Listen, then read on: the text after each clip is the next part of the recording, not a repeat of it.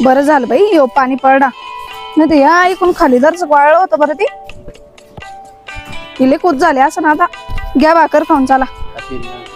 अहो त्यांना मारून घेऊ आपण त्याच्यावर पडू द्या पोरं गेलं शाळेत हा हो घ्या अजून कुठं लक्ष आहे तुमचं काही नाही तुम्हाला कोणतरी काही बोललं वाटत आहे ना तुमचा चेहराच सांगतो मला कोण बोललं हा नाही ग कोण नाही बोललं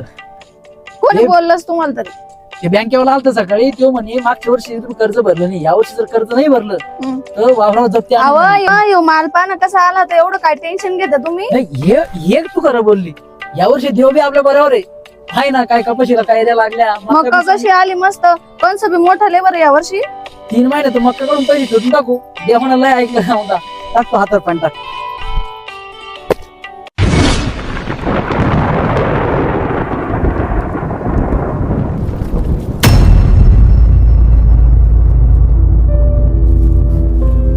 अरे काय तोंडाचा पडा पडला नाही रे तू आणि असा पडला तर तोंडातला येल घास घेऊन गेला रे तू रडू नका होय सगळं नीट होऊन रडू नका हो काय करायचं तर करतो तू जाय घरला रडू नका जा घरला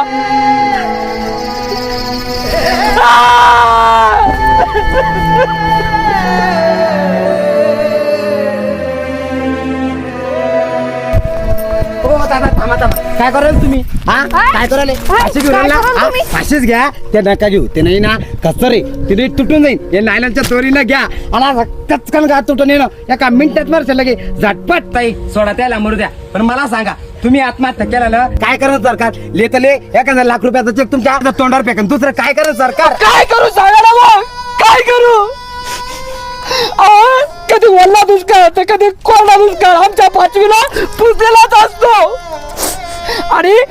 शेतकऱ्याच्या दुःखाचा कोणालाच विचार नको पाठीमागे क्रिकेटच्या मैदानावर बॉलचा लागून एक क्रिकेटर शहीद झाला त्याचं दुःख साऱ्या जगाला झालं आम्हाला झालं तुम्हाला झालं अरे पण ओला दुष्काळ कोरडा दुष्काळ या दुष्काळाच्या बॉन्सर लागून कित्येक वर्षापासून माझा शेतकरी मरतोय त्याचं दुःख कोणालाच कसं होत नाही रे कोणालाच कसं होत नाही पाठीमाग क्रिकेटच्या मैदानावर 100 धावा पूर्ण केल्या म्हणजे भारत रत्न दिला जातो अरे पण उन्हा तानामध्ये माझ्या शेतकऱ्याच्या माझ्या बापाच्या त्या नागरा मांगा त्या अवतामांग हजारो धावा पूर्ण होत्या त्याला कसा भारत रत्न दिला जात नाही रे कसा भारत रत्न दिला जात नाही तर तुम्हालाही सांगतो शेतकरी बंधूंनो कितीही संकट येऊ द्या पण आत्महत्या हा त्याच्यावर पर्याय नाही तर आपण शेतकऱ्यांनी सगळ्यांनी एकजूट व्हायला पाहिजे आणि आपल्या न्याय हक्काची लढाई लढायला पाहिजे शेतकऱ्याला न्याय मिळालाच पाहिजे